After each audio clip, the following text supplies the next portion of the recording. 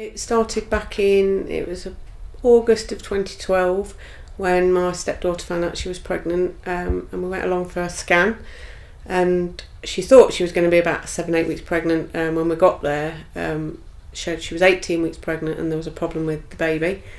So then we were seen very regularly, sort of weekly, every 2 weeks for scans. We were told that Charlie had Potter's syndrome, which they classed as being incompatible with life, but we were told not to give up hope. So Carrie-Anne chose to keep going with the pregnancy. She said at every visit they asked her if she wanted to terminate, and she said no, while he's got a good strong heartbeat, I'm giving him a chance. And we were always said don't give up hope on him. Charlie was born on the 29th of December 2012. He was 8 weeks early and he survived for 19 minutes. The team at the hospital at the LGR were brilliant. They worked really hard on him, and they didn't give up, and they tried really hard. We stayed at the LGI in the maternity suite. We were actually moved to the Rosemary suite within the ward, which is specifically for people that have lost babies.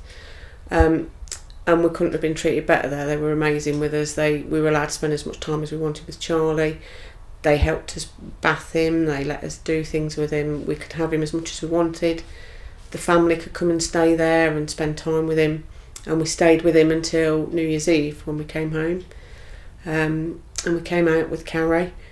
But we describe it as soon as we left the hospital, it was as if we'd suddenly disappeared off the face of the earth as far as the services were involved. We had 2 midwife visits when Carrie got home, but after that she had no further visits from a midwife, although her body was still going through the same things as any mum who's just had a baby. So she really did need that midwife input. Just because she hadn't got Charlie there didn't mean she wasn't going through it. We had problems with the GP surgery that people, when they were contacting us, obviously they weren't reading Carrie's notes or they weren't communicating with each other. And we were getting calls or messages that could we take Charlie in for his 6-week check or his jabs. When Carrie-Anne went in for an appointment, we were asked to take Charlie with us. Carrie was asked when she was there, was she breastfeeding? And obviously it was very upsetting for Carrie. It felt awful, especially for Carrie-Anne. I mean, for us, we could deal with it, but she was a 19-year-old girl. She'd just lost her first baby.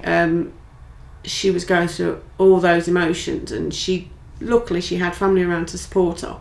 If she'd have been on her own or had no access to the internet or didn't know where to find information, I don't know how she'd have coped. But because she had us there to help her, it made it a little bit easier, and we could find information. We knew what to do. We knew to look on the internet and where to go.